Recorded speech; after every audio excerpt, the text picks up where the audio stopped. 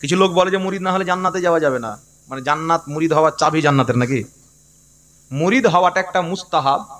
হুজুর তাজুশ শরিয়া ফাতাওয়া তাজুশ শরিয়াতে লিখেছেন সুন্নাতে কদিমা মুস্তামেরা। রাসূলুল্লাহর জামানাতে সাহাবা বাইত হতেন। সূরা ফাত্তা আয়াত নাম্বার 10 এ আছে।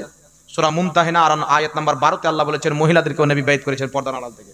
বুখারী মুসলিমে আছে হযরত হুসেন বাইত করতেন, হাসান বাইত করতেন, আলী বাইত করতেন, আবু বকর সিদ্দিক বাইত করতেন। তাই বায়াত হওয়া যাকে ফারসিতে বলা হয় মুরিদ হওয়া, এই মুরিদ হওয়াটা হচ্ছে সুন্নাতে কদিমা মুস্তামেরা, মাশায়েখদের সুন্নাত যুগ যুগ থেকে চলে আসছে। তো বাইত যদি ভালো পীর পান, হক্কানি পীর পান, তার হাতে মুরিদ হওয়াতে অনেক বরকত আছে, দুনিয়া এবং আখিরাতের ভালাই আছে।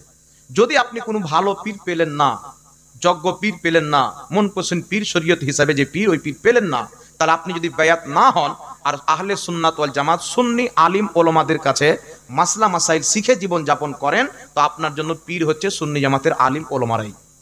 কথা বুঝতে পারছেন? পীর এই জন্য ধরা হয় যেন আমি সঠিক রাস্তাতে থাকি। তবে হাক্কানি পীর পেলে ধরবেন, না পেলে ধরবেন না। আমার জানা মতে বাংলার মাটিতে হুজুর বদরে মিল্লাত, যিনি নসিপুর ফুরকানিয়া মাদ্রাসার হেড শিক্ষক, তিনাকে অনেকবার দেখেছি, তিনার কোনো কর্ম আমি সুন্নাতের খেলাফ পাইনি। একদম জিন্দা পীর যাকে বলা হয়। কথা বুঝতে পারছেন? আপনারা হয়তো দেখেছেন কি দেখেননি আমি জানি না, দেখেছেন না? একবারে জিন্দা পীর। তো আমি সকলকে আবেদন করব, যিনারা আছেন যারা মুরিদ হননি, উনার হাতে মুরিদ হবেন। ওই রকম পীর চশমা লাগিয়ে খুঁজেও পাওয়া যায় না। কথা বুঝতে পারছেন? আল্লাহ পাক বুঝার তৌফিক দান। এদের মুরিদ যদি হক্কানি পীর পান, তাহলে মুরিদ হয়ে যাবেন, ভালো নেকির কাজ, দুনিয়া আখিরাতের ভালাই। আর যদি না পান, সুন্নি আলেমদেরকে ফলো করে চলবেন, যথেষ্ট আছে।